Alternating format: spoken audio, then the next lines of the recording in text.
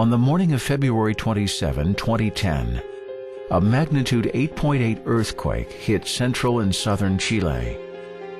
Minutes later, a powerful tsunami swept coastal areas.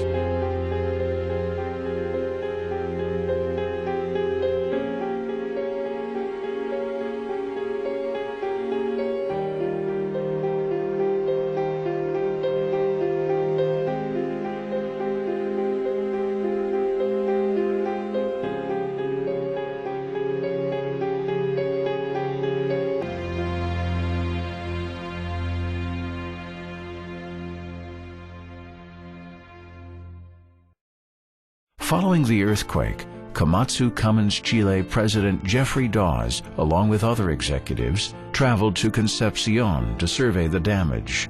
Fortunately, no employees were injured, and KCC facilities sustained only minor damages. In Santiago City, the earthquake collapsed a rented warehouse used as a distribution center for the mining industry. Within 15 days, a task force recovered 75% of the products stored there. The coastal community of Peleliu was severely damaged by the tsunami. The disaster left 47 people dead and more than 6,000 victims. Cummins Chile employees cleared more than 400 tons of debris along the coastline. In addition, employees constructed shelters used as emergency housing for displaced families. And a team of technicians repaired a crane vital to the livelihood of the fishermen. To aid in the reconstruction of the area, KCC donated 11 fishing boats, and the company's total donation was $200,000.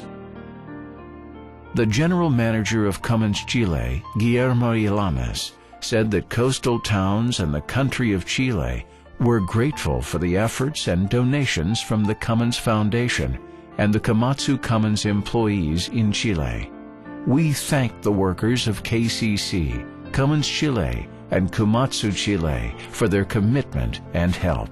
We also thank the DBU and the Cummins Foundation for their support and generous donations.